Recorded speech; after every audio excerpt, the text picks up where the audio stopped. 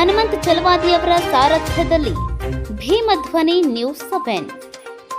ಗದಗ ಜಿಲ್ಲೆ ರೋಣ ಪೊಲೀಸ್ ಠಾಣೆಯಲ್ಲಿ ದಲಿತ ಕುಂದುಕೊರತೆ ಸಭೆ.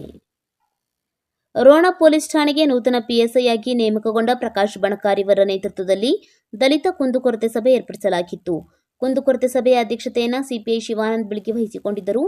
ಈ ಕುಂದುಕೊರತೆ ಸಭೆಯಲ್ಲಿ ಅಸ್ಪೃಶ್ಯತೆ ಆಚರಣೆ, ಸಾರಾಯಿ, ಇಸ್ಪಿಟ್ ಇಂತಹ ಸಾಮಾಜಿಕ ಪಿಡುಗುಗಳನ್ನು ತೊಡೆದು ಹಾಕಬೇಕು. ಜಕ್ಕಲಿ ಹಾಗೂ ಹುಲ್ಲೂರು ಗ್ರಾಮಗಳಲ್ಲಿ ಸಾರಾಯಿ ಮಾರಾಟ ಹೆಗ್ಗಿಲ್ಲದೆ ನಡೆಯುತ್ತದೆ. ಇದಕ್ಕೆ ಕಡಿವಾಣ ಹಾಕಬೇಕು ಎಂದು ದಲಿತ ಮುಖಂಡರು ಒತ್ತಾಯಿಸಿದರು. ಈ ಸಂದರ್ಭದಲ್ಲಿ ಮಾಜಿ ಪುರಸಭೆ ಅಧ್ಯಕ್ಷ ಹಿರಿಯಪ್ಪ ಹಲಗಿ, ಮುತ್ತಣ್ಣ ಜೋಗಣ್ಣವರ್, ಚಂದ್ರು ಹಂಚಿನಾಳ್, ಮುತ್ತು ನಂದಿ, ಮುತ್ತಣ್ಣ ಪೂಜಾರ್, ಹನುಮಂತ ಚಲವಾದಿ, ಮಂಜು ಮುದೇನಗುಡಿ, ಸಂತೋಷ್ ಕಡಿವಾಲ್, ದುರ್ಗಪ್ಪ ಹಿರೇಮನಿ ಅನೇಕರು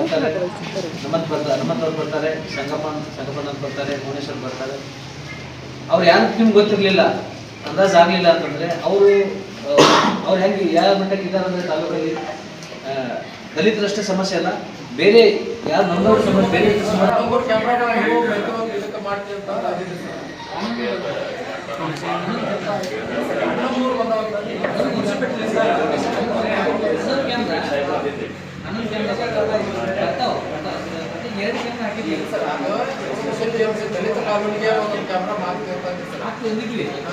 ಆದರೆ ಈ ಸ್ವಲ್ಪ ಪದವಿರೋಧ ಬಂತ ಚರ್ಚೆಗೆ ನಾವು ಇದನ್ನೇ ಅಲ್ಲಿ ಎಷ್ಟುವರೆಗೂ ಇರಬೇಕು. ಪದವಿರೋಧ ಚರ್ಚೆಗೆ ಸ್ವಲ್ಪ ವಿಜ್ಞಾನ ಬಗ್ಗೆ ವಿಸ್ತೃತ ಚರ್ಚೆ